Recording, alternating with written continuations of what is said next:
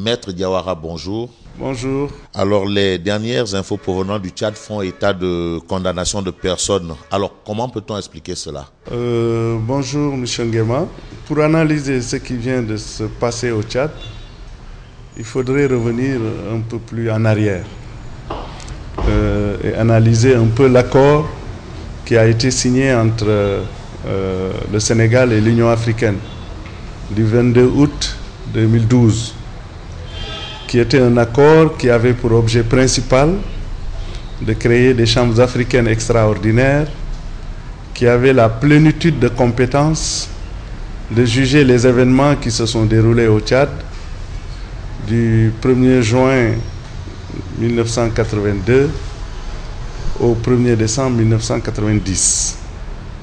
Donc, ce sont les chambres africaines extraordinaires qui avaient la compétence de juger ces faits, les personnes qui étaient soupçonnées avoir participé aux faits qui se sont déroulés au Tchad durant cette période. Et c'est de cette façon qu'on avait créé des chambres africaines extraordinaires d'instruction. Et ils avaient commencé leur instruction, ils ont inculpé M. le Président Hissène Habré et certaines personnes au Tchad qui étaient des co-inculpés.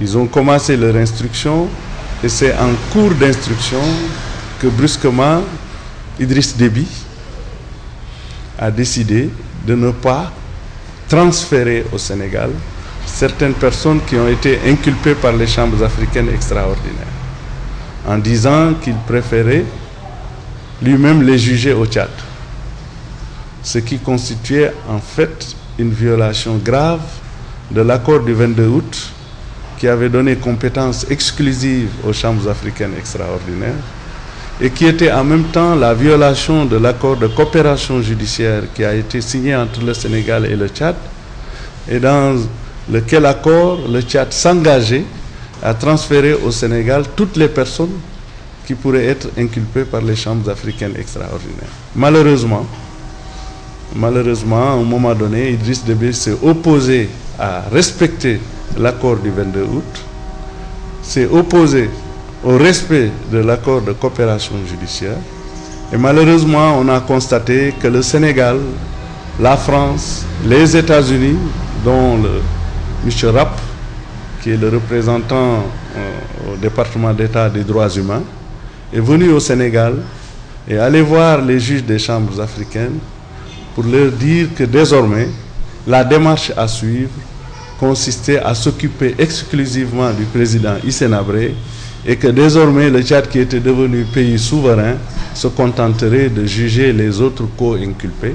En un mot, que Idriss Déby refusait de remettre les personnes inculpées et que maintenant il appartenait à ceux qui nous parlaient d'un procès équitable et juste, qui venait convaincre les juges de renoncer à réclamer ces personnes et de laisser le Tchad, M. Déby, de juger ces personnes, parce qu'à un moment donné, il s'est rendu compte qu'il y allait, disons, de sa sécurité, de laisser ces personnes libres de venir témoigner devant les chambres africaines extraordinaires. Donc pour nous, ce qui se passe au Tchad n'est que le prolongement des violations constantes des règles qui doivent régir un procès juste et équitable. Est-ce que derrière ces condamnations, on ne peut pas entrevoir une volonté manifeste des autorités de N'Djamena de vouloir influencer Dakar?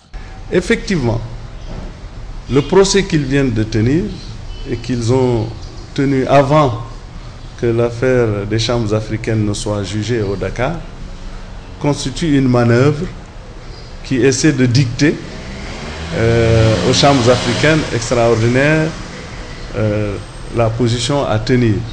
Seulement, il y a un paradoxe. Parce que vous savez, souvent, les complices, le sort du complice dépend de l'auteur principal. Ce n'est pas le contraire. Et malheureusement, voilà, on se rend compte ici qu'il y a des complices qui sont déclarés coupables alors qu'il n'y a pas encore de fait principal punissable. Et vous voyez la contradiction qui s'impose. les complices ont été jugés, alors qu'il n'y a pas encore à Dakar un fait principal qui a été déclaré pénalement punissable. Et on se rend compte que, en réalité, c'est une décision qui doit être inexistante du point de vue des chambres africaines extraordinaires. Parce que quand vous avez la compétence de juger certains faits, vous ne pouvez pas après dire que vous reconnaissez les décisions rendues au Tchad, parce que vous avez un accord du 22 août entre l'État du Sénégal et l'Union africaine qui vous dit que vous seul avez la compétence de juger les personnes qui sont incriminées sur les événements qui se sont passés au Tchad. Donc, aux yeux des chambres africaines extraordinaires, les décisions rendues au Tchad sont juridiquement inexistantes pour eux parce qu'ils ont été rendus par des juridictions qui sont incompétentes pour se prononcer sur ces événements au vu de l'accord du 22 août entre l'État du Sénégal et l'Union africaine. Donc c'est des décisions juridiquement inexistantes. Le Conseil constitutionnel a, d'après certaines informations, rendu une décision sur un problème de constitutionnalité de l'accord entre l'Union africaine et le Sénégal. On vous a entendu dans la presse soulever quelques bizarreries. Est-ce que vous pouvez revenir sur ces points? J'aurais pu m'arrêter à dire que l'arrêt du Conseil constitutionnel est un scandale. Mais peut-être si je m'étais arrêté à ça, les gens n'auraient pas compris pourquoi c'est un scandale. Je vais prendre 2 points pour vous montrer que l'arrêt est un scandale. Le Conseil constitutionnel a été saisi pour nous dire si l'accord du 22 août qui a été signé entre l'État du Sénégal et la République du Tchad était conforme à la Constitution sénégalaise. Sur 2 points. Premièrement, cet accord est un accord qui aurait dû être signé par le président de la République, parce que lui seul peut signer les accords internationaux. Et que deuxièmement, est-ce que le président de la République du Sénégal avait le pouvoir de transférer à une autorité étrangère le pouvoir de nommer des juges sénégalais. Sur ces 2 points, le Conseil constitutionnel s'est permis de dire que l'accord du 22 août était un accord qui était conforme à la Constitution sénégalaise. Mais pour dire cela, le Conseil constitutionnel s'est permis de tronquer une disposition de la Constitution. C'est grave. Le Conseil constitutionnel dit que cet accord, pour qu'il tombe sur le coup de l'article 95, doit être un accord qui entraîne des dispositions législatives. Et comme l'accord en soi a entraîné la modification des dispositions législatives, parce qu'on a modifié la loi portant organisation judiciaire du Sénégal, le Conseil constitutionnel s'est permis, en citant l'article de la Constitution, d'enlever cette disposition, de dire les accords entraînant des modifications législatives.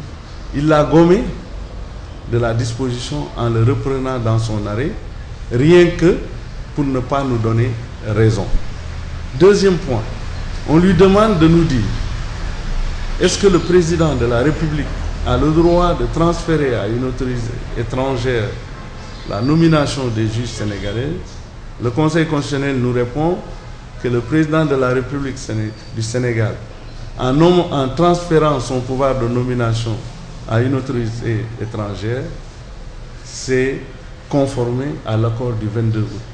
Alors qu'on lui demandait de nous dire si, au vu de la Constitution sénégalaise, le président de la République avait-il ce pouvoir de transférer, de déléguer ses pouvoirs de nomination à une autorité étrangère. Le Conseil nous dit qu'en le faisant, il n'a fait que se conformer à l'accord du 22 août. Donc on se rend compte que le Conseil constitutionnel est passé à côté, qu'il n'a absolument pas répondu à la question qui était simple et qui relevait de son office de vérifier si l'accord du 22 août avait des dispositions qui étaient conformes ou non à notre constitution sénégalaise. Donc jusqu'à présent, le problème se pose, la question de savoir est-ce que l'accord du 22 août est toujours conforme aux dispositions de la Constitution. C'est pour ça que nous disons que l'arrêt du Conseil constitutionnel est scandaleux, qui a été rendu par un conseil constitutionnel qui était